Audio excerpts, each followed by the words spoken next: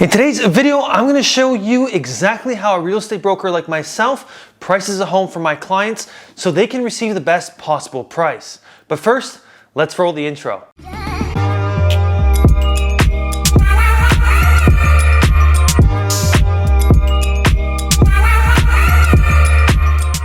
Welcome to the video. My name is Josh, and today I'm going to explain to you exactly how to price your home to actually sell. Pricing your home correctly can be the single most important factor when selling your house.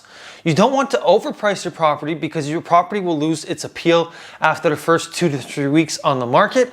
And you don't want to underprice your property in order not to lose out on potential higher sales prices. Let's start off the video by discussing the first thing I usually do when a client asks me to evaluate their property, and that is gather all the details about this specific property I'm going to be evaluating. I want to know as much information about the property as possible in order to get a good understanding of what I'm comparing to.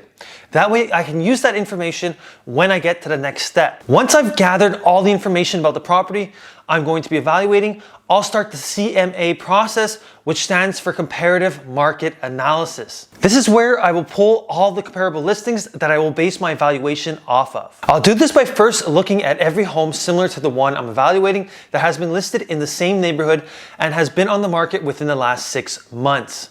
Sometimes when it's a really hot market and sales prices are increasing by the day, I'll only review properties that have been sold within the last 3 months. Next, I'll begin searching through the details of the property. Here's some finer points that can easily be overlooked when you're comparing homes. First, you'll want to pay attention to neighborhood dividing lines and physical barriers such as major streets, freeways, or railroads. Try not to compare properties from the other side of these dividing barriers because although they might be close together, they often have their own subsections.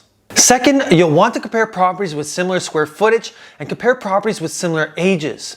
One neighborhood might consist of homes built in the 1980s, and it might be situated right next to another ring of construction from the 2000s. Therefore, values between the two will differ, and you have to make sure you're comparing apples to apples. Lastly, assess the home's construction quality, recent updates, and desirability.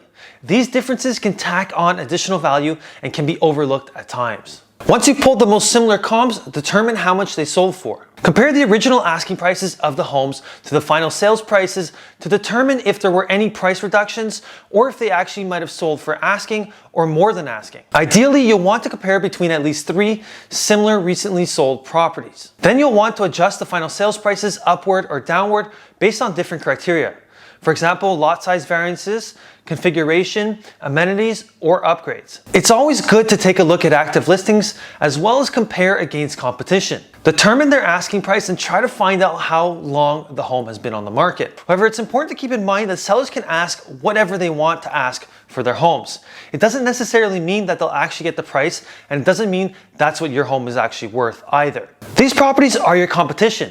Ask yourself why a buyer would or would not prefer your home over any of these others, then adjust your price accordingly. Finally, the next step after you've collected all the data is to analyze based on market conditions. You have to evaluate the current market and base your pricing strategy on that. Is it a seller's market, a buyer's market, or is the market stable right now? The 3 pricing strategies I usually recommend to my sellers is price below fair market value in order to generate a bidding war, price at market value to sell at the price the property is currently worth, or price above fair market value in hopes of getting that one buyer who is willing to pay over the market price for your home. Once you've completed all these steps, you should have a good idea of how much your home is worth and what price you should list it at to get top dollar for it. I hope this video was able to clarify some of your questions, and I want you to comment below what pricing strategy you would use in this market right now if you were to sell your home. Don't forget to like, subscribe, and turn on the bell notifications. Thanks for watching, and I'll catch you next time.